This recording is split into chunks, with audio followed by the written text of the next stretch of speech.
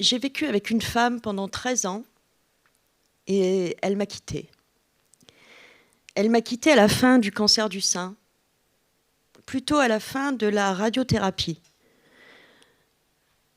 J'étais blessée, à terre, vidée, brûlée.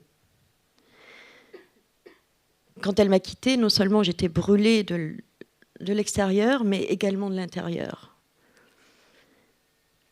Je perds des pieds. Moi, je l'avais soutenue pratiquement toute ma vie, d'ailleurs toute ma vie. La pauvre, elle faisait face à un diabète de type 1 avec de l'insuline. Donc pendant 13 ans, je l'ai soutenue, je l'ai accompagnée et j'espère l'avoir bien fait. Mais moi, elle m'a quittée du jour au lendemain, au moment où j'avais besoin d'être soutenue, au moment où la vie reprenait normalement, où elle devait reprendre normalement. Mais elle ne l'a pas fait. Alors évidemment, je pourrais vous raconter combien j'ai pleuré, combien j'ai cru que je tombais dans un vide abyssal, et surtout par quoi commencer, parce que j'avais plus de force. Et puis j'étais en colère. Moi qui l'avais soutenue tant de fois, elle m'abandonnait. Et je me suis retrouvée devant un vide que je n'avais jamais vécu de ma vie, parce que j'avais accompli une carrière professionnelle assez sympa, membre du comité de direction, 80 000 km par an, pas de temps pour moi, jamais de temps pour moi, pas de temps pour les autres. Donc ce vide, j'ai cru que pour moi c'était la fin. Et en fait, la première chose que j'ai faite, c'est que je me suis arrêtée de tout. Et d'abord, je me suis arrêtée de mon travail. Et je n'avais aucune idée de combien de temps j'allais m'arrêter.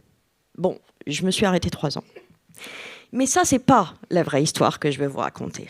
La vraie histoire que je vais vous raconter, c'est face à ce vide, qu'est-ce que tu fais? Qu'est-ce que tu vas faire? Tu n'as jamais eu ça dans ta vie. Qu'est-ce que tu fais de ce vide qui s'offre à toi? Alors, je me suis arrêtée de tout. J'ai passé du temps avec mes filleuls, j'en ai 5. J'ai passé du temps avec ma famille. J'ai passé du temps avec mes précieux amis. J'ai perdu mon temps. J'ai apprivoisé le temps. Et j'ai attendu. Je me suis remplie de joie petit à petit. À chaque fois que je croisais mes amis, ils me disaient « Mais qu'est-ce que tu vas faire, Syl ?» Rien. J'ai procrastiné. Beaucoup. Je suis très heureuse d'avoir procrastiné. Ça n'arrive qu'une fois dans une vie. J'ai reprocrastiné. Je viens d'inventer le mot. Pourquoi? Parce qu'en fait, ce cancer du sein et cette séparation m'ont donné tellement quelque chose que je n'avais jamais eu à traiter, c'est-à-dire du vide, que j'ai choisi d'accepter ce vide.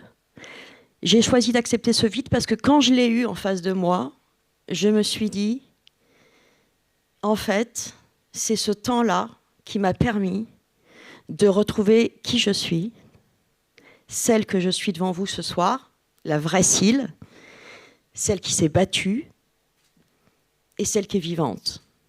Parce qu'en fait, j'ai 54 ans et je suis renée. Ça se dit pas?